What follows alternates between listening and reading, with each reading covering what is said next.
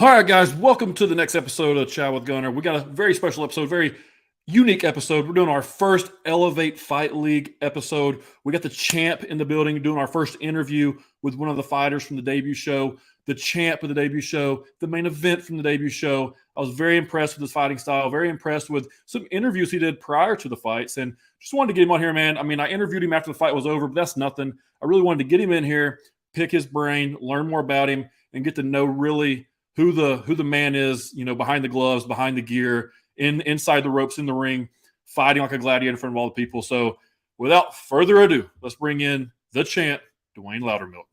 Hey, how's it going? Thanks for having me. What's up, brother? How are you doing, man? Doing well. Thanks. Again, this is such a big opportunity for me, and I appreciate that you're having me on to promote the next one. Yeah, man. You know, so I do a lot of fun conversations. I've had, I don't know if you know who Torres Finney is by chance? Name sounds very familiar. So if you look at Torres, he's like I think he's the #1 rated light heavyweight in Tennessee, maybe like top 5 heavyweight. So he's been fighting for Icon for Masvidal, Okay. and he's got a pretty good path like to the UFC. I believe he's like, I don't know, 5-0 at this point, 4-0. Wrestling background, played football at UTC where I played football, so that's how I know him. But yeah, man, I followed a lot of his stuff. That kind of got me into the regional scene. Okay. And I really enjoy like these regional shows. I think they're as fun as some of the big ones. I've been to 5 UFC events, so I've seen, you know, the best of the best. I've seen the regional. I love it. Just want to say thank you for coming on. You know, I respect the hell out of guys like you that get into the ring and actually like punch each other in the face and kick each other for real. Like that's very impressive to me. I do pro wrestling, so I'm the champ at Southern Honor at the Action Building. Yeah, I saw that. Not as real, right? I'll just be completely honest. Like it's not as real, very, very choreographed, scripted, but at the same time hurts, right? So Yeah, have that respect for you. Definitely takes a lot of skill, even on the pro wrestling side of things. I don't think you should take away from that. It's real, but it's in its own sense, you know. Sure. Like every sport kind of has that it's real vibe to them. So nothing to take away from that, but I do appreciate the respect. No, absolutely. I mean, like it's not even like it's a thing. I have to give that. Like I because I'm not a MMA guy. I don't have a background in MMA. I'm just a real big fan, you know. So when Gary was like, "Hey man, do you want to commentate the show?" Hell yeah, yeah, of course I want to commentate the show. I'm not going to be able to tell you the X's and O's and break it down like, you know, like a professor would in MMA. You know, I'm not like you know, Joe Rogan on commentary. But what we want to bring is more that Barstool Sports, that very just everyday fan that, you know, that dude just got punched in the face. I'm pretty sure that guy's winning. That type of mentality. And I hope that you guys enjoyed it and the way it came off and on the Oh yeah, 100%. I still go back and watch the fight just to hear the commentary on it. It is very authentic, and you can't beat authenticity. I like that. Yeah.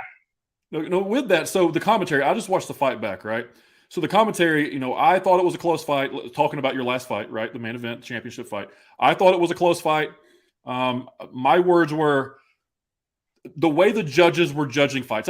I love gambling. I love gambling on UFC. So the way judges were judging that fight, I knew that whoever's kind of up at the end of the fight most likely is going to get it. That's just the way the judges were judging it, right? Pressure, that big strikes. That was the night. Several fights could have went the other way. They didn't. That's just the way the judges were doing it that night. So with you, I was like, he's probably got a pretty good shot of winning this. I wouldn't have wanted to judge the fight if I was a judge. Like I thought it was close, right? Very, very competitive, good fight. You guys, third fight, right? Y'all split. Now you're up. So, you know, awesome. My partners, you know, I think they were on the side of your opponent. I think they were leaning his direction a little way. Mainly after watching it back, you landed more clean shots, more powerful shots, kept distance. He was more coming at you in your face, a lot of volume, a lot of fluff, right? Like trips and like that type of, it looked like it was a lot, didn't seem like a lot. Is that kind of your perception of the fight as well? Exactly how I felt about it. After watching it back a few times, I could easily, it was definitely the closest fight that we've had as far as competition wise. When it came down to it, I was like, okay, I know he's going to try and catch all my kicks. I know he's going to go in for the clinch and just make it a dogfight. So it was about halfway through round 2 where I just kind of accepted it. It was less me fighting my game plan, more fighting to demoralize his. Like I've been putting in the work to get the clinch game down. I'm focused on my balance whenever my kicks get caught and to get my legs back. So it was very important to me to showcase those skills, even if it didn't quite look like I was giving as much pressure. I mean, I'm a counter fighter for the most part as it is anyway. So it kind of worked into my game plan in that sense. But I could definitely see how some people would give him the fight. I'm just happy that I came out with the victory at the end of the day. Hey, man, at the end of the day, your name went into the win column. Doesn't matter how it happened, whether you knock him out, whether you win decision split. Doesn't matter how it happens, right? You have to win. You get to go on to the next show. You get to go on to ELEV8 Fight League number 2. It's going to be in May 6th, starting at 5 p.m., Canton, Georgia, Action Arena, same place. I mean, we had roughly 900 people in the building paid at the last show, which means there was probably at least another 100 there just between fighters, people in the back, people that worked for the show. So you're looking at about 1,000 people in that building. That's a lot. It's a lot of people in that building. Now, the rumor is that the goal at the next show is 1,100 or more. There hasn't been 1,100 people in the Action building yet, whether it's an event, a concert, pro wrestling. I think the most they had in pro wrestling was a little over 1,000 when Chris Jericho and some of the guys from AEW came. So it's like, if we can do that, that's going to be really cool. You're going to be towards, I don't know how they got you on the card, but obviously a huge part of the fight. Coming back as champ, reigning champ, second fight, going up against another guy that came off a pretty good performance, right? So kind of talk about that fight. Talk about your feelings on ELEV8 and your whole experience from the show. So this definitely, if it wasn't the biggest audience I've ever fought for, it definitely felt like the biggest, or at least the production that went behind it was very, you could tell Warren Thompson definitely knows his stuff behind the scenes as far as what the fighters need. And Gary knows the promotion side of things and how to, as the name of the company, elevate everything else, right?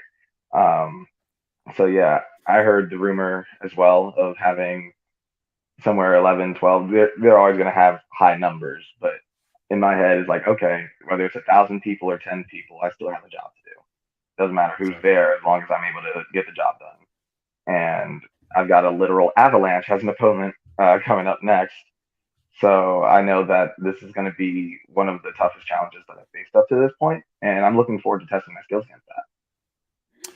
So if you had to look at him, first of all, how is this fight? Is this going to be Muay Thai? Is this MMA? Yes. What is this fight? Yeah. Muay Thai? I am a striker at heart. I love to throw punches and kicks on the feet. So all the fights that you'll see me doing until you hear another major announcement later on, when I don't even know when it is, I have no plans for MMA right now. Okay. Every fight starts on the feet, so I feel like I need to get my stand-up game solidified, really put my stamp on the stand-up, and then from there we'll see if MMA is the route to go. Gotcha. But I'm not in a rush for that. I know that's what most people want to see. They want to see the smaller gloves and the bigger hits, but for me as a martial artist, I started with American Kenpo. You know, it's always been stand-up style for me, so that's what I want to continue to pursue.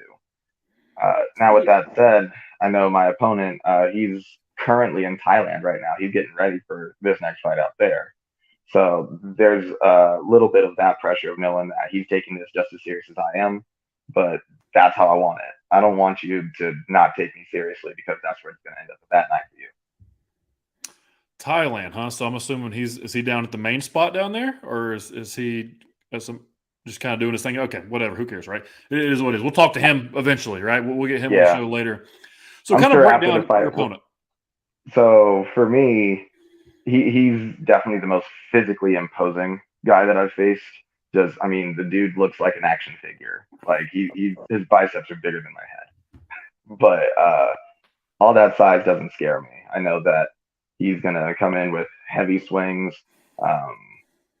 There's definitely gonna be a lot more of a puncher versus kicker type of exchange. Like styles make fights, so this is the fight to make.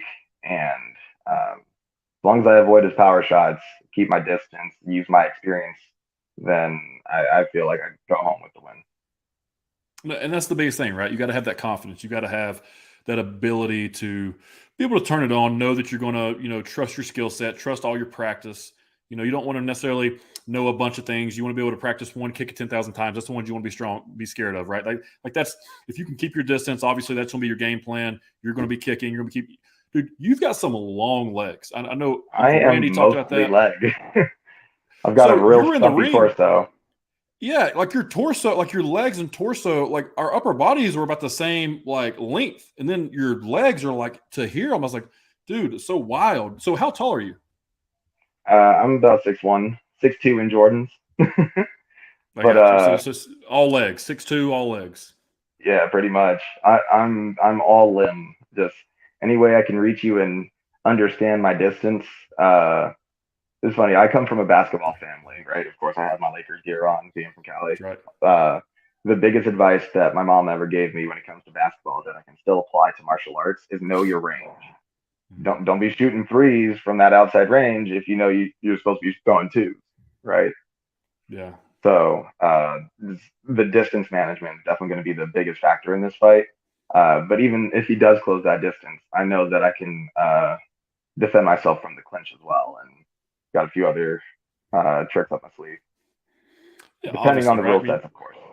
yeah. So I mean, you've been doing it for a while. Obviously, you've gotten more than you showed at the last show. You know, you've got several fights under you. Is this fight going to be amateur again, or is this going to be professional? This is still an amateur bout. I believe the rule for Georgia is you need a winning record of 5 fights, and currently I'm 3-3, so I could technically turn pro, but I need the experience. I need to experience a bit more. I mean, half of my record is just Larry, so Gotcha. I feel like I need to, get my feet wet a little bit more.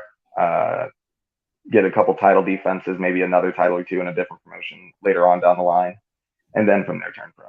But my expectations is, if not by the end of next year, at the beginning of the following, to Cool. turn pro. So, Ben, tell me about you. Like, why did you become a martial artist? What got you into this crazy game?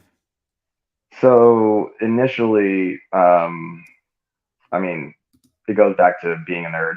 All the video games that I played, the first game that I ever played was Tekken 3. And that's what got me interested in martial arts in the first place.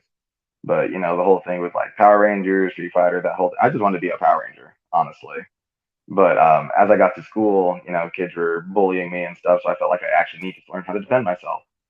And my cousins are the ones that had started with karate before I did. They lived about a block away from the karate school, which is across the street from where my mom works. So it just made sense for me to go over there. And after doing the after school program for a while, then it turned into me actually taking classes, which turned into me eventually getting my black belt, which eventually turned into me teaching classes. And I figured I had the knack for being able to show people, but the biggest thing for me was making sure that I'm actually teaching them something that works. So when I fight, I call it active field testing. Is the time for me to be able to know what works, know what doesn't, and have better data to share with all of the people that I train and teach. So that way they have a better understanding of how to defend themselves too. So it's kind of all encompassing in that I sense. got you. So other than training people, getting into it that way, helping out people, using this as active, field testing, like you said, what drives you to keep getting in there? Because think about this, like the closest thing to modern day warriors, I said this on the show in the commentary, the closest thing to gladiators that we have, two humans walking onto a square box under lights in front of 1,000 people, most of them drunk, all yelling, hoping someone gets knocked out and flatlined. That's the only thing they came to see. That's it. The only thing they came to see. What? Because I know it's nerve. I know it's nerve wracking. You've got to have Oh, butterflies. absolutely. Listen, I played Division I football. I know, man. I get it. So, what makes you keep showing up? Why do you keep getting in the ring? Well, the first one, I would say the first fight was just to be like, okay, let me see if I can do this.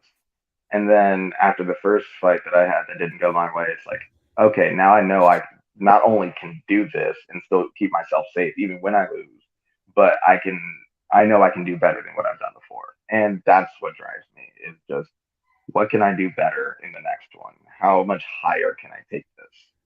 You know, everyone says they want to be a fighter, they say they want to be a professional athlete, but there are so far fewer that actually stick it out and do it. So part of it is motivation to uh, be the best that I can be. but also it's the determination and the willpower to stick it out.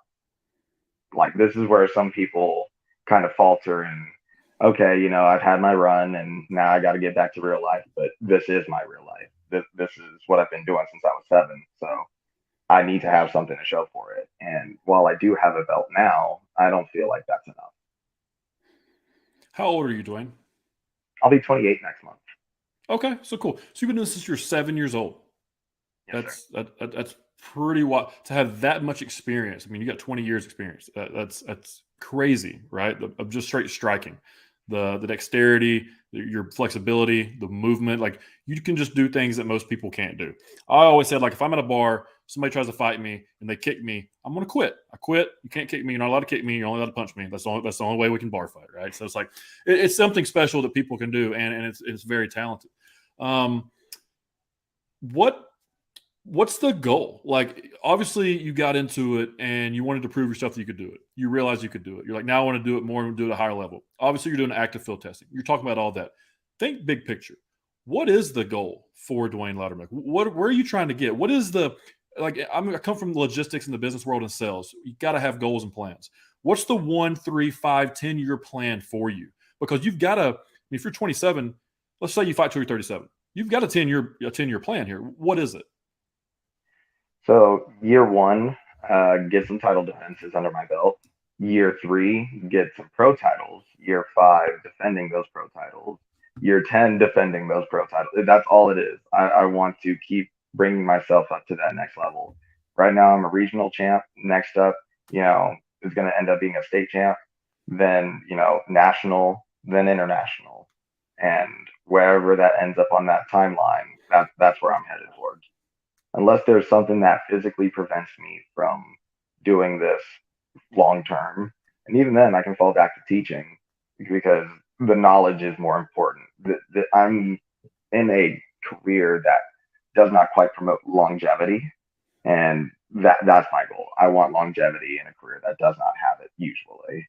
And then from there, pass on that knowledge to the next generation. That's the big thing, right? Always learn as much as you can, pass it on to the next generation. If you look at just talk about UFC, I know you're in Muay Thai, but like UFC, so like started in the early 90s, the training has came so far. Like it's not even the guys now. I mean, guys that are not even making it to the UFC would be the champ in the early 90s. Like, so it's evolved so much. Same thing with all the other combat sports. Tell me a little bit about, Muay Thai and the straight striking aspect of it. What are some of the top promotions? I don't know that as well. Would love to hear you kind of just elaborate on it a little bit. So everyone likes to talk about the UFC because MMA is such a big thing right now. And as far as combat sports, I would say Muay Thai is probably on the lowest rung there because then you got boxing and then you have MMA, right? So like Muay Thai, kickboxing, those are like K1 styles. Those are kind of lower, but as far as popularity goes. But other organizations, like there's one championship that they have, kickboxing and Muay Thai as well. Sometimes they'll even do it in the MMA gloves, which is wild to me. Maybe one day, but no time soon. But there's Bellator, they have their kickboxing section. Ryzen, there's a lot of organizations out there. I mean, Glory, Lion Fights. So there's still organizations out there that are on the world-class level that do cater to Muay Thai and kickboxing. So you mean easily, like not easily, but like there is a path, right? You win X amount of fights, you kind of lay out what you said you're going to do, then you're going to get the opportunity at one of these bigger shows, probably, undercard, get a chance to come in, see what it's about. I've noticed that there is, and I talked about it a lot in commentary, there's not much hype, promotion, gimmick, character happening on the regional scene. If there's any, it stands out. Any, like merchandise. You have your was it Muscle Milk? I don't want to get it wrong. Muscle Master Milk. Master Milk. Sorry, I apologize. But I saw that, right? The Master Milk brand, right? That is one of few that I saw over there. You could see some in the crowd. Something that people can get attached to. Like something that people can be like, you know what? I'm cheering for that guy. I want to support that guy. How can I support him? Buy his gear. That's one way to do it. In the pro wrestling world, we have that as well. Like we have merch tables at shows. Most pro wrestlers don't make any money on their booking fee. Very, very small booking fees. You make your money in your merchandise. Buy low, sell high. Absolutely. That's the game. So what is your strategy and what's your thought process when it comes to marketing yourself, branding yourself, promoting yourself? Are you on the pro wrestling side of things, like the Carney side of things, which I think you should be, but I'm biased. Or are you on the I'm a professional, I'm a martial artist, I'm respectful, and I'm going to let my gloves do the talking. Hopefully, I'm so good that eventually people just follow me. What path are you on? So I identify more with that second path for real. Like it's all about respect at the end of the day. It's all about the humility that comes into it. I'm not trying to be the next Conor McGregor who, talks a whole lot of crap just to get attention. I do want my skills to do the talking.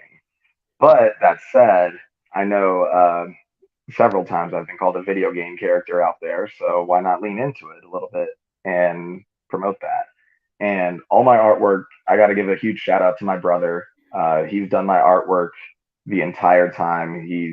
We're making a video game called Master Milk, if that tells you anything. Yeah. So there's kind of the marketing there too. So we've got the video game. We're going to end up doing some other stuff as far as like with my gym. Um, like everyone from the kids that come into like the youth boxing classes to people who come into my Thai classes, I'll still see some Master Milk merch here and there, and I can't thank them enough for the support. Like whether it's in camp or out of camp, or even if you just like the designs. I always like promoting my brother's artwork too because he's such a talented guy. But I'm just lucky to have him in my corner too. It's cool to be able to do it with your brother, right? It's always cool to kind of do it with, and obviously your brother probably grew up best friends. Like that's, I'm sure you fought and stuff, but like you guys, there's a bond that you can't separate. So it's really cool to do that with him. Makes it more important. Makes you want to sell it for you, but also for him to get his brand out there, right? Because he's an artist. I go back and I knew you were going to say two. I knew it, like just when watching you fight, listening to you talk, like the way you carried yourself, I knew it was going to be two. I'm here to challenge you. I'm here to say I need some more one. Okay, so and here's why. I'm a fan. I'm a fan first. I'm still a fan. I'm a commentator. I'm there for Gary. That's why I'm doing that. And I like to talk. So might as well put me right there in front row. I'm a fan. Might as well be closest seat in the house talking right about it. Right. So Works for everybody. It works especially for me. It's perfect for me. I'd rather do that than be 20 rows up looking through a cage. And I like the fact that it's a ring and not necessarily a cage. That's better too. Obviously because so that was actually my second time actually fighting in a ring. All my other previous Thai fights were in a cage. And I absolutely love fighting in the ring. There's just something different about being able to use the ring ropes. Sure. To either advantage. It also helps me keep my distance and my footwork in a much more compact setting, which kind of works out for me.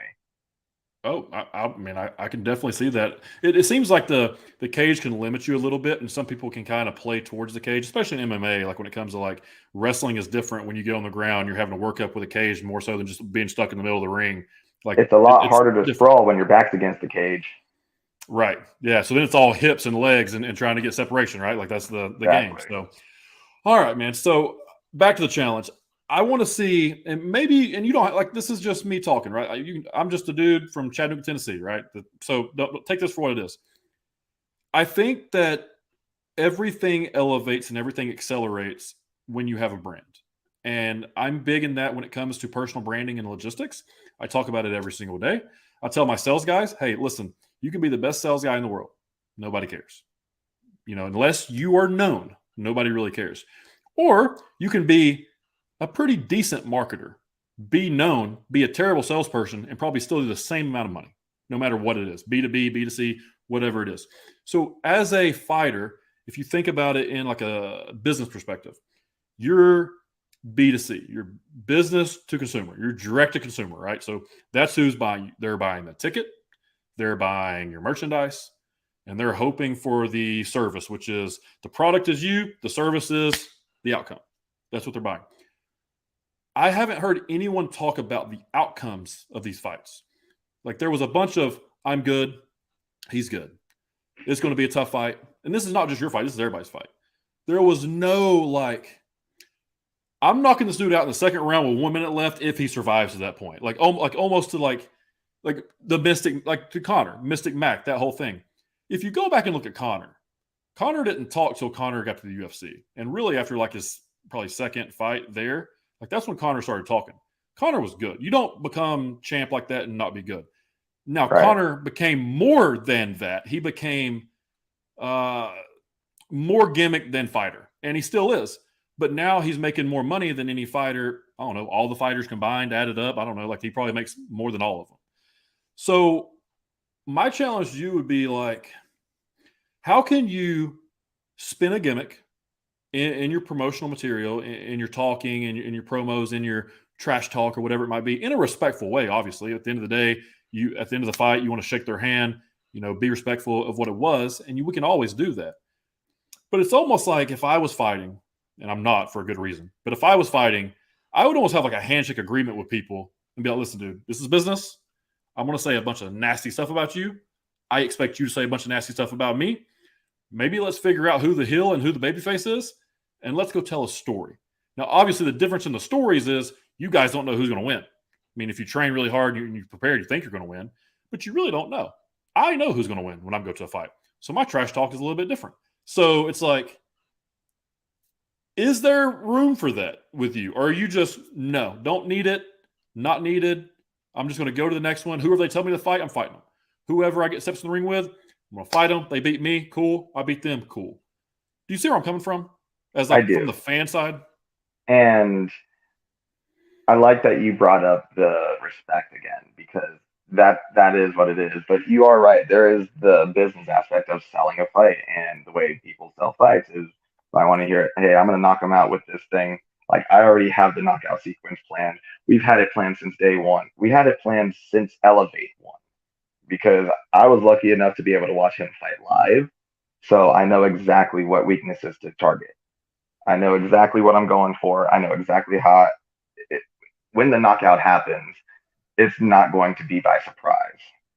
I think the only shock that'll come from it is the fact that this is my first knockout. But so, aside from that, I already know exactly. We already have the game plan set. We already have everything in motion. We've been drilling it since day one. We know exactly how it's going to go. So that's just some type of like a tell or a trigger that you picked up just being at the last fight, knowing, hey man, if I do this, he's probably going to react this way. There's something, right? And that's what you're practicing pretty much on the daily. Absolutely. And not just one way to get to that specific knockout sequence, but we know what it's going to be. We know when it'll be there, and we know how to adapt to it if he starts picking up too. So just asking, as a guy that might be front row calling your fight, right? Just asking, if this all goes as planned, how early could this be? It could be as early as round 1. It could be as late as the last 10 seconds of round 3. Either way, I know this setup will be there. And it might not knock him out with the first time it lands. It'll do it after the second or third. I know this is his first time fighting without headgear or shin guards. And my shins are pretty conditioned at this point. Ooh, that's a great point. Great point. You threw a lot of leg kicks, a lot of calf kicks, and they had some whip on them. They sounded good. I just watched. I didn't even throw as hard as I could then. Like, to be honest, because there's still a certain factor of, okay, I don't want to hurt myself throwing this thing so hard that it hits the wrong spot. Or if he sees this coming and, he puts that check in the right position, there's no room for that thought. At this point, now I know that, okay, not only can I hang with the lack of shin guards and headgear, I know I can throw harder. And on top of that, I know there's still a next step forward that I can take. Because even with all those leg kicks and head kicks that I was throwing in the last fight, I didn't throw near as much. Like, you've only seen maybe a solid quarter of my game plan. I have so much more that I can offer. So that's exciting. Really looking forward to it. That's exciting to me, man. I love that type of stuff, and I love the confidence. Like, this is now we're getting to where I need to be. Like, this is, maybe we just had to open you up a little bit. Like, this is good though. Like, and it's not anything disrespectful. This is just you being completely all honest. The respect to him, but I know exactly how to take him out. I love it. I love that. And there's something about that, the confidence that comes with, like, hey man, I just know that this is going to happen. I visualized this. Is visualization something that's important to you? I don't know if I know a lot of guys in martial arts are big into meditation, visualizing things, like seeing everything happen. Do you do this on the daily, kind of when you're going to sleep? Do you think about it all the time? Have you already seen the fight happen? I've seen the fight happen a few times, but it can't be an all the time thing because that's where I spend too much attention on all of the what ifs, and that's where I have to remove that room for doubt. I have confidence in my skills, and I have confidence in my corner to be able to help me develop this game plan, to be able to be successful no matter what's coming at me. Because he can come forward like a raging bull as we're expecting, and have a tough fight, just staying on my bike, keeping the distance. Or if he keeps his distance, then hey, it's a pinata party. Just back him from a distance. No, I love it, man. So you're talking about your corner, talking about preparing. Now we're getting the stuff I love to do. Before I got into logistics and pro wrestling, I was going to go into strength conditioning. I love it. I love that aspect of it, especially coming from football. So talk to me a little bit about where you're training out of, as far as like your actual striking and your coaching, and also the strength and conditioning side. Who heads that up? Kind of give me a glimpse into your camp, if you could. So all of my training I do at X3 Sports, North Marietta in Georgia. My head trainer is Johnny Dunn. He is a wizard. He's also he's well known throughout this area as far as for striking, for grappling. He does it all. He helped set up my strength and conditioning sessions, which I didn't really even start lifting or anything until I started working with Johnny, and we've been with each other for about 4 years now. So everything I know about Thai is through him, and this is only 4 years of Thai experience. So imagine what I can do with a little bit more. 4 years. So you've only been doing what you're doing currently for 4 years? Yes, sir. So what was you doing when you turned 7? Karate? Is that what it was? Yes, sir. It was American Kempo. So like an American karate base. And then from there, once I got my black belt, I started taking more of the kickboxing classes, as the cardio aspect, but also just another way to get more people into our school. And then from there, I moved from California to Georgia. That's where I found X3 Sports. And after teaching kickboxing classes for a while, we went through a few different instructors. I would say my first actual Muay Thai instructor was Brandon Lungano, former 155 NFC champion. Another tall, skinny guy who's got that reach, but is also very dangerous in the clinch. So he was a big help for me in my corner as well. But then when he moved, Johnny came through, and because he's also a traditional martial artist, he understands the background that I have. So it's not really completely changing the game; it's just adapting it. Like you still see my karate moves in there, along with my Muay Thai stuff too. It's not just one type of fighter. I am the fighter. I'm player one out there. So that's how it goes. There you go. That's it, bro. That's the tagline. That's the hook. The video game character, the player. Like I love that aspect of it. Is that into your brand already, or have I missed that? We have a running joke, Johnny and I. I actually got him a rash guard with the Master Milk logo, and on the back of it, it has a video game controller that says player one. He feels like he's playing a video game out there because he'll probably think about calling a combo, and I'm already throwing it. So gotcha. we're just that in sync. But between that and me and my brother actually making a video game called Master Milk, yeah, it's really easy for me to lean into that video game character aspect. So, when you see those spin moves or the flying stuff, those Superman punches, those are the special moves. You got to hit a certain combo on that controller to get there. And for me, it's just one button. It just clicks that much easier. So that's what I bring into the ring. I love it, man. I love that whole aspect. Play into that. There's so much there to play into. I ain't gonna give you the creative, but like, dude, there's so much there to play into. I love that part. I want to talk more about the strength conditioning. So kind of give me, or maybe schedule wise. So like, have you already started camp, or are you going to wait a couple weeks before you start? It's not as serious for me right now. I am in a camp, but I have a few other guys who are getting ready for different events and tournaments coming up before me. I mean, two of my teammates are also going to be making their Muay Thai and MMA debuts on ELEV8 too.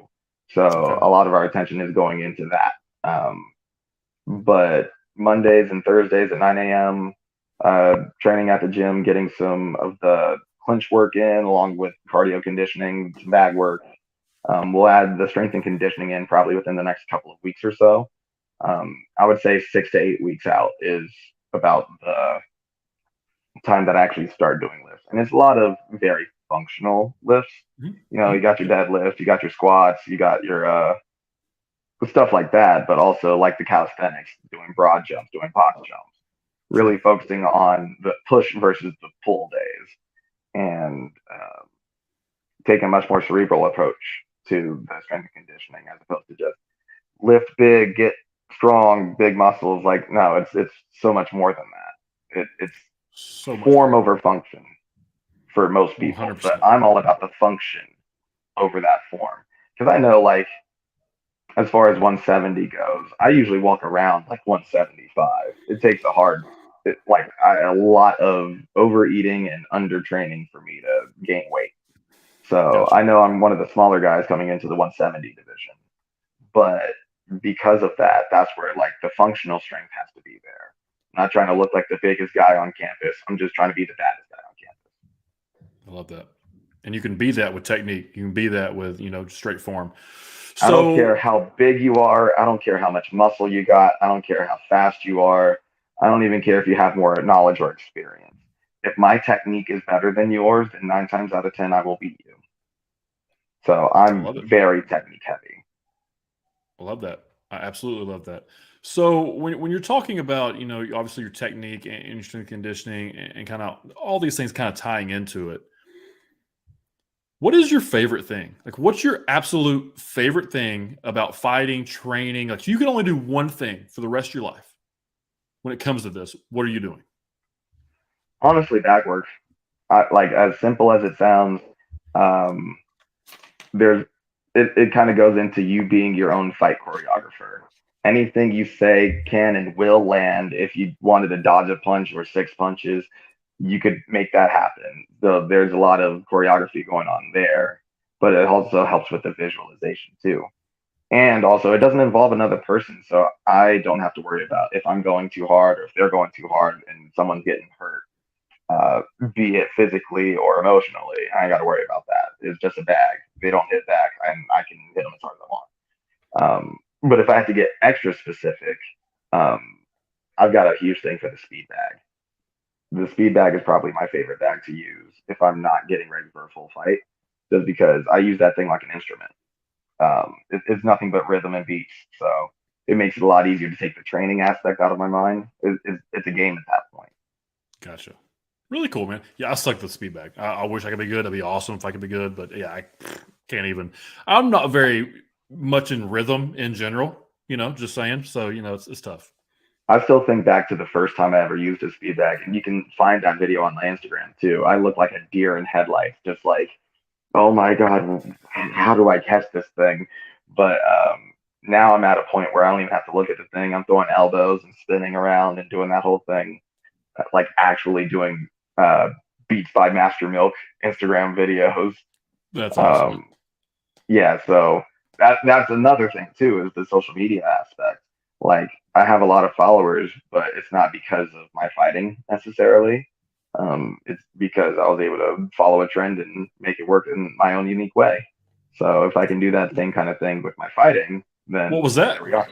Please explain. Oh, I did see you so had like 40,000 followers on Instagram. Very impressive. So that tell me about that came out of nowhere. It was this one video. It was some boxer trend with like Eminem, Slim Shady. It was like the pots and pans sound, but I just like did the same timings with the speed bag, and then it blew up to like 23 million views, 1.8 million likes. Definitely what? just like, okay, I broke the algorithm. I think I did a good thing, and that just turned into more and more followers. I don't know how many of those followers are like real people or bots, but I don't care. That's engagement. So I'll take it. So And yeah, then that just cut into like, okay, what other songs could I do? And I know I haven't posted one in a while. I'm working on it. I've got a whole like album worth of stuff that I have planned. I'm gonna make all those videos within the coming weeks. But yeah, that was just one of those things where, okay, people like this. Let me keep doing this because I'm having fun with it too. Dude, that's awesome. So I'm going through. I'm trying to actually find it real quick. It should be like one of the first pinned posts. That would make sense, right? Oh, here it is. Dude, that is wild. So It's crazy, right? And no other video has blown up like that since, which I'm fine, whatever. I'm not tripping off of that. But it opened up a new avenue for me. I wonder what it was, like I wonder. So here we go. So here's my man. That's the one.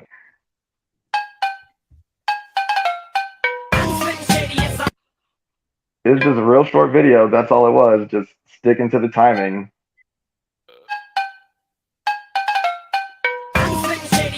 Huh. Really cool, dude. Really, really cool about that. So that thing's got like 1.8 million likes, 23 million views. I mean, obviously, you've got all kinds of followers from this. You go to your profile, you've got 41,000 followers. Very impressive, man. Very, very much impressive on what you've done there. You got to give you props on that. But it goes back to the branding thing. So, okay, maybe it doesn't have to be the trash talk. Maybe it doesn't have to be all that. Maybe you found your niche, whatever you want to call it, in that like musical aspect of the fighting in the bag. So, yeah, man, play into that. I love it. I think that's awesome. Good on you, man. Like, good on you finding the trend and taking advantage. So I've been playing piano since I was 13, right? Very much a music-oriented person. Like I went to a performing arts high school. I went to college for piano performance for a while before I switched over to kinesiology. And then I realized, wait a minute, I don't need a degree to teach people. I already have 3 degrees and they're all my black belt. So let me go ahead and teach people what I already know and have been doing since I was a kid. And, the music became more of a hobby for me. And this is how I can blend the two. This is my musical martial arts. So that's my version of MMA, right? That's awesome. But dude, that's MMA. I love it, dude. Yes, I'm all in. I'm all into that. I love that part. That's really cool, dude. Really cool. Good on you for that. That's awesome. Here's a random question. So you're on Instagram. I'm assuming. I mean, you're on Facebook. That's where I talk to you.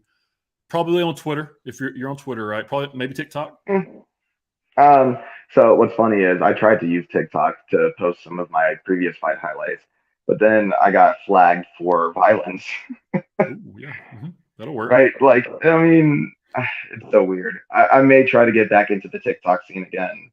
My brother keeps trying to push that on me because I mean he also has like 1 million followers there and almost 1 million on Instagram. He's built up his art brand, so I'm trying to take pages out of his book too. Sure. I just got to get around the community guidelines to make sure that I'm not, hurting someone's feelings or something. But yeah, I'm mostly active on Instagram and Facebook. I'll like look at Twitter occasionally, but I'm not on it enough to really promote anything. That's kind of why I want my fighting stuff to blow up as it is currently, because then I won't have to worry about that. Someone else is going to be in charge of that for me. Sure. Yeah. And that's another thing, right? Like a lot of people, their goal is to be as good as they can get at fighting and then have a team around them that kind of gets them known, markets them, PRs them. All that. I get that. I do get that to a certain extent. I just come from wrestling where nobody wants to help you. Yourself. Yeah, nobody wants to help you, man, because it's a shark eat shark world out there. They smell blood, and they're just going to talk trash about you behind your back. Like it's great. It's so political back there. At least with you, if you keep winning, it's undeniable. In pro wrestling, it's not, because there's a person that determines who wins, and sometimes you got to play politics to be that person. I'm not that guy. I'm not the guy that's going to kiss anybody's ass just to do it. That's just not my style. So I'm more the athlete style. Like I want to work hard, outwork you, win. That's my football in me. So I like MMA and Muay Thai and boxing and kickboxing and jiu-jitsu and all this stuff because of someone's going to win and someone's going to lose. And that's how you elevate, right? No pun intended on the game. But dude, I'm looking at your body here. You say you don't really work out that much. You're extremely lean, very large muscle bellies, like good genetics. Is that just genetics? Is that your fight? Is that like from fighting your whole life? Where did your body come from? I believe it's because I've been doing martial arts my whole life. I Okay. again didn't really start lifting until like the last, I'd say, 3 or 4 fights, right? So Okay. most of it is literally just body weight workouts, push-ups, sit-ups, plenty of juice, and the kind you drink. So I'm all natural. It's all body weight stuff. It's kind of a George St. Pierre kind of approach. Yeah. Where, I never did gymnastics or anything, but I like to do all the movie star action moves like that. The Van Damme kick might pop up in the next one. You don't know, but yeah, I definitely like doing all the stuff that makes you look like a ninja. And I think just in practicing that and learning how to do that, heck, even when I did the backflip after the fight, like that took me a while just to get self-taught, and then eventually I had people that were able to show me properly how to do it. But all trial and error, and just it's a testament of not giving up on myself, whether it be doing a burnout set of push-ups, or how many kicks can I throw in this 3-minute round, or how Gotcha. many strikes can I throw in this 3-minute round. We do a lot of volume training. Okay. So getting actual data on like, okay, if it's a 3-minute round, I get 30 seconds to rest. How many strikes did I throw in a 3-round fight? Okay, how many strikes did I throw per round? How many strikes per minute? How many strikes per second? And I have tangible data that shows me where I'm improving. I So love analytics. every fight camp, we end up doing some volume training, and every fight camp since the first one where we introduced it, I've gotten faster. I've gotten more Let's go. of an output, because we Let's know go. when a fight comes, that's getting cut in half, right? Sure. Like Sure. there's so many other outside factors that you can't account for because you don't know until you get there. So there is a bit of the no mind concept of being able to adapt to what's in front of you instead of just focusing on what you've done or what they can do. 100%. So I relate it back, and I'm talking sales because like the majority of my audience is going to be on LinkedIn, going to be in the business realm, right? So same thing with my sales guys. Like when you have data, analytics that you can look at and measure daily, you can tell what you need to tweak, how you need to get better, where you need to improve.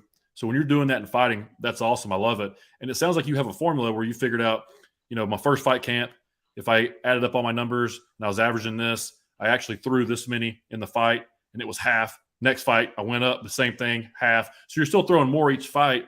So is that kind of the game plan, knowing if I can hit this amount of strikes in a 3-minute round consistently throughout my fight camp, and if I have a chance to go pedal to the metal in the actual fight, most likely I'm going to throw this many strikes. My plan is to be accurate with as many as possible to land as many in that amount of strikes thrown. Is that kind of your analytical brain?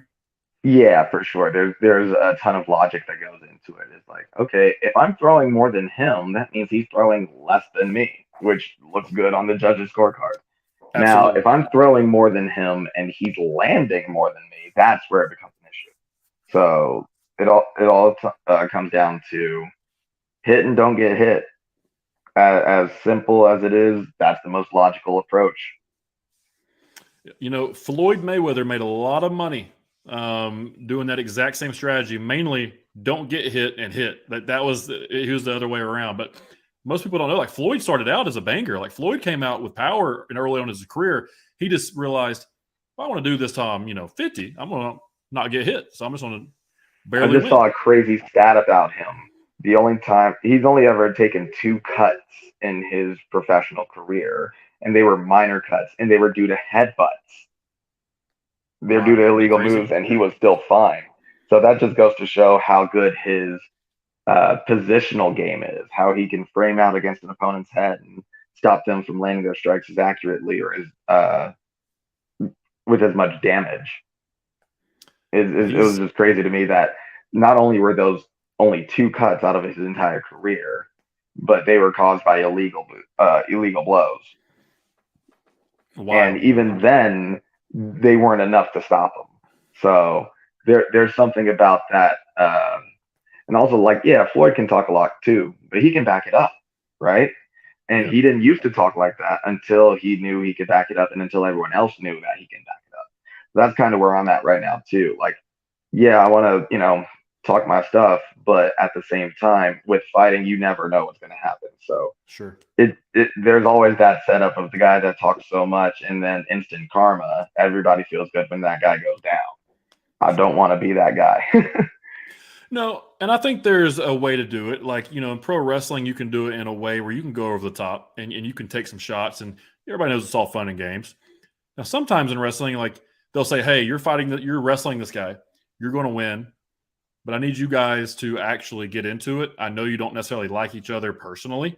Those are the best ones, right? Where you're professionally going to go have a match. They know who's going to win. You guys know you're going to take care of each other, and you're going to do it professionally.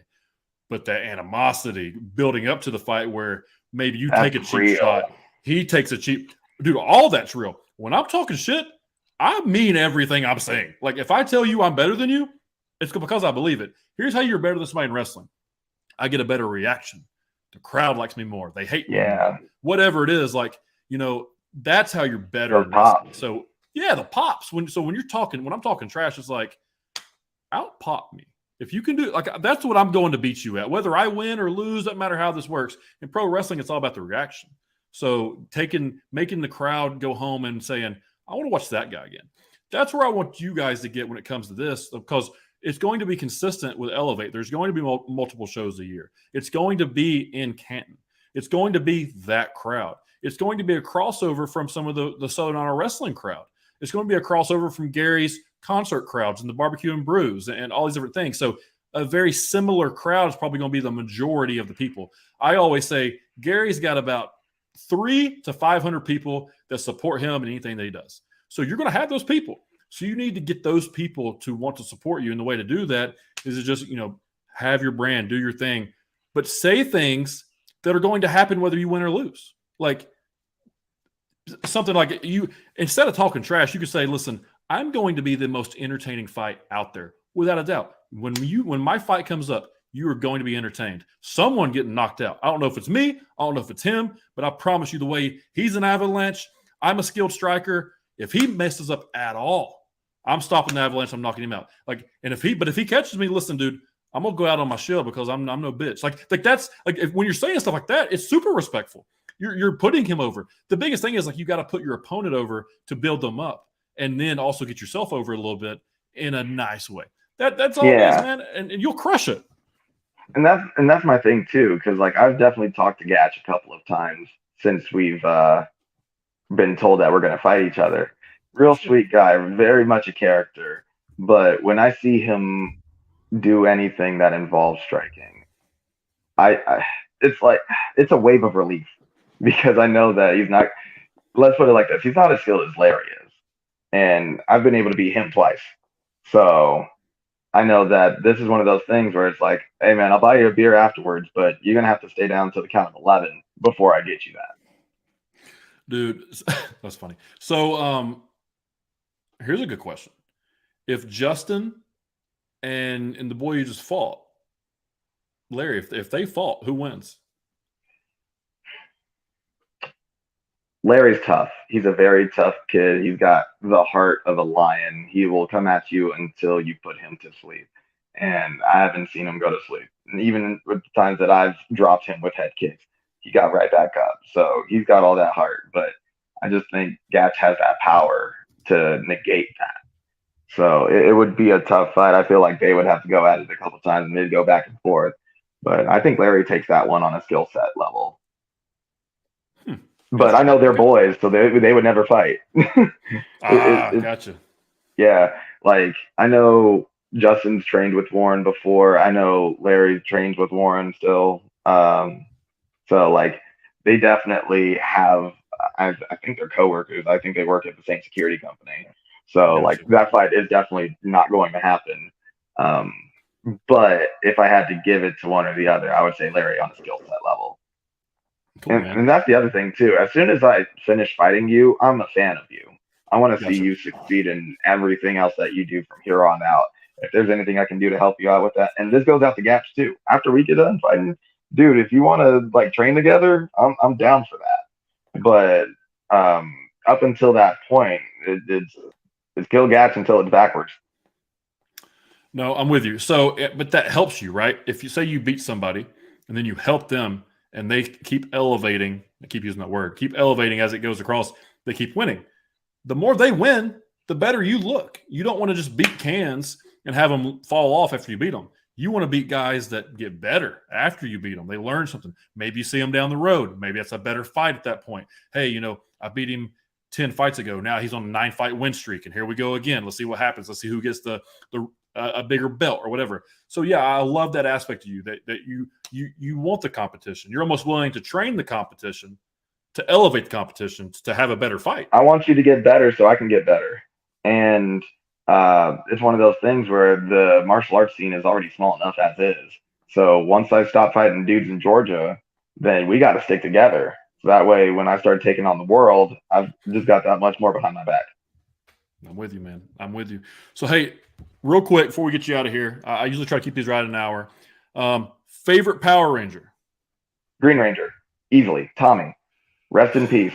Tommy. How sad was that, man? How sad was that? Oh God, so sad. Like I don't cry over celebrity deaths or anything like that, but that one actually, I lost a hero. Like between him and Kevin Conroy, it was one of those things where I was just like, oh God, my childhood. I've always said to this day, I still do say, like the day Saban Entertainment calls, like, look, X3, I love y'all, but deuces, I'm gonna go live out my Power Ranger childhood dream, and be that Green Ranger. Dude, I don't blame you. So I was White Ranger. Like I grew up, I'm born in 91. So like Power Rangers was my thing. Right. I love Tommy. I love the Green White Ranger, man. Like he was doing another movie, the Legend of the Legend of the White Dragon. Lord Dragon. Yeah, the White Dragon. Yeah. So it hadn't came out yet. So that's gonna be interesting. Yeah, I wonder how they're gonna do that one. I mean, it's gonna definitely be I'll treat it akin to like Wakanda Forever. The way they honored Chadwick Boseman in that movie was amazing.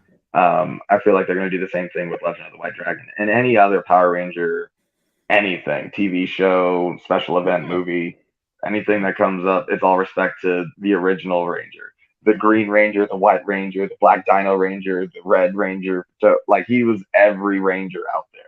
That's right. He also did MMA. He actually went out and competed in MMA too, and he was actually successful. Right? Yeah, he was like 4-2 or something as a professional.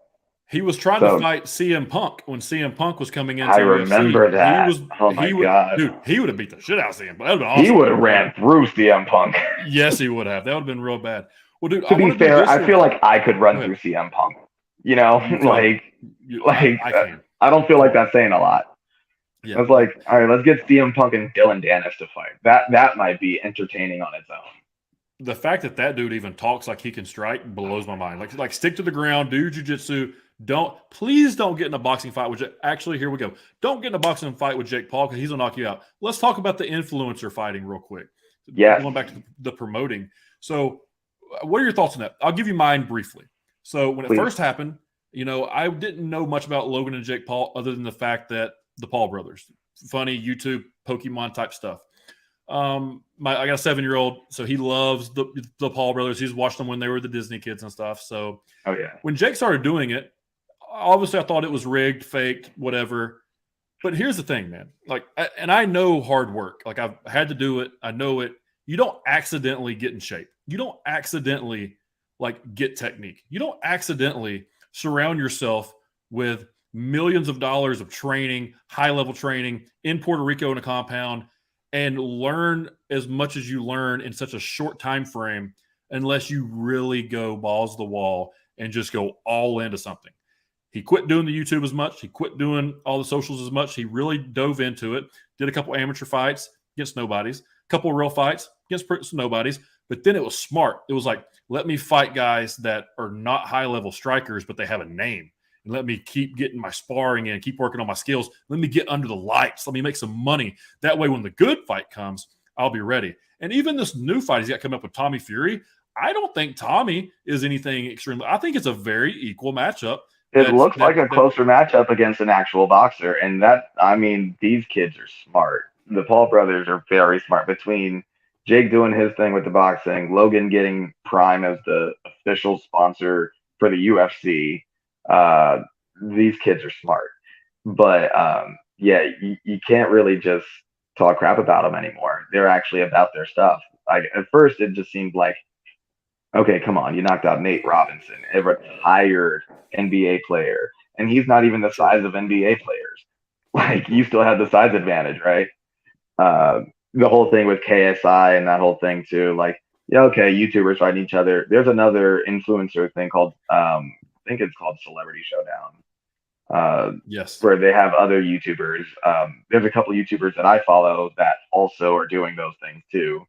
So it's just very interesting how the training aspect has become a lot more mainstream. They're actually taking it serious. They're not just like, oh yeah, I'm gonna put some gloves on and then see red and just black out. Like, no, they're putting their lives on the line just as much as any other professional fighter, and that's something to commend. But so if you had to pick Tommy Fury or Jake Paul, because it's this weekend. I believe it's Saturday or Sunday. Oh man, it's hard to pick influencer fights just because they're such a wild card. You don't know how much of that training has gone in. If Jake wins this fight, Jake reaches the top 10 in the WBC. Which wouldn't surprise me, just given the storyline. But there's a huge part of me that wants him to win, just to say, oh my God, a YouTuber became a top 10 WBC, WBO, whatever. Sure. But also, there's the respect for the sport and how Tommy Fury, he's been at this for a while, and he definitely deserves his time under the lights. So, sure. That said, I feel like if it goes to a decision, they're going to give it to Jake. That's just how I don't want it to look like that. But if it goes to a decision, it's going to look like Tommy couldn't do enough to take out a YouTuber, which is a little unfair. It's definitely biased, but I mean, I think judges have opinions too. Like they can say they're as unbiased as they want. They can look at the scorecards and say whatever it is. But at the end of the day, they have opinions too. They're going to favor a certain type of fighter and a certain type of fighting style as opposed to what's just on paper. And I think with that alone, the amount of influence Jake has is going to be enough to win a decision. But it has to be a good back and forth. It can't just be like, all right, 10-8 round after 10-8 round, and then he kind of came back in the end. But I wouldn't be surprised if that's the storyline either. Dude, yeah, get beat the whole fight, and then knock him out, and then it's like I got beat by a boxer, but I actually dropped him. Yeah, I see that. Yeah, it's like, yeah, I can actually stand here and bang with these professionals. So, you know, top 10, what do you want? Like, I could definitely see him doing that. I mean, listen, dude, I'm not young by no means, 32, but I'm definitely not stepping in the ring with a 50-year-old Anderson Silva. Promise you that. I don't care what YouTube channel I'm on. You know, like say what you want, but the fact that he got in there with Anderson in the first place is just amazing. Dropped him on a counter. The fact that he got in there is amazing. The fact that he landed anything is even crazier. He drops him. Look, on a counter, like a smooth, like he countered him and dropped him. Like it was planned. It was planned. It was trained. It was something that they accounted for. So, like, he's definitely taking this seriously. So it makes me excited for the fight that he's going to have going forward, especially if he's like, I'm completely done with being an influencer and now I am a boxer. Like, once we see that total shift, I think that's going to make everything. That's going to make the boxing world light up for sure. I think so too.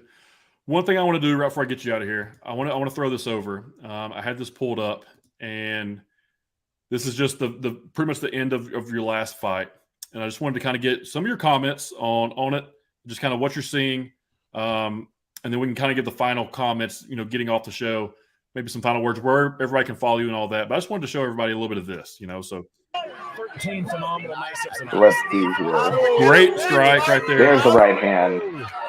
That was definitely the shot that made me win that third round as far as the striking game. I knew he was just going to come forward. He gets tired, tried to go for this double leg. I knew he was going to come in with MMA takedown just based off the first time. All right, last 10 seconds. Superman punch. Sweep. Throw him through the rope.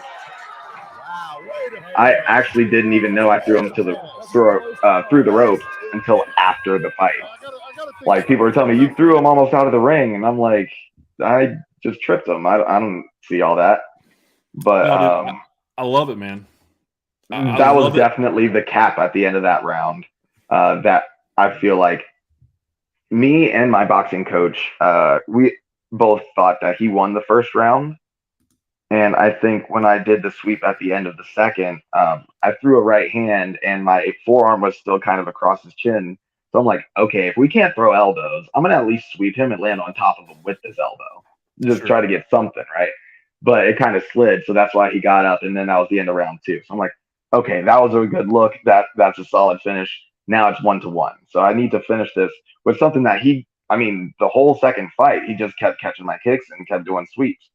And which is very reminiscent of the way my first fight went when I didn't even know Muay Thai. I just went in with my sport karate experience. I didn't even know you could catch kicks. I didn't know you could clinch or hold on to stuff. So going into that last exchange, I was like, okay, let me get this full legal Muay Thai sweep and be the last guy standing. And it worked out to my favor. No, it was, man. You got the win. Impressive fight. Good competitive fight. I loved it. Thanks for the opportunity to get to watch you. It was really cool. I love doing this. I love watching. I love calling the fights. I love being there front row. I love trying to bring as much energy as possible behind the commentary, regardless of whether I know what I'm talking about or not. Just you can feel that energy, and you guys train so hard. You train so hard, and it is our job to bring that out to the audience through the vocals and the audio. So if there's anything I can do for you from a commentating aspect, something I can say, things I can put out, get with me before the fights, send it to me, whatever you kind of want me, what message you want me to put out, I've got you. Whenever you need a platform to discuss an upcoming fight, to promote something that you're doing, your video game, your next 21 million viewed Instagram, whatever it is, right? Let me know. You have my platform. Let's just schedule it out and we can go from there. Where can everybody find you? And, what do you have lined up? Do you have any events lined up prior to the next ELEV8 show, or just kind of give everybody your plan moving forward? So first of all, you can follow me on Instagram at MasterMilk21. Or just find me on Facebook, Dwayne Loudermilk. It should be the first thing to pop up. You'll see me laid across the ring ropes with my belt on, so it's me. But as far as promoting anything else, no, man, I'm all cylinders ahead on ELEV8 too. I did have a couple other offers for some fights in between, but I felt like they would have been a little too close in time for this May 6th event. But front row's already sold out.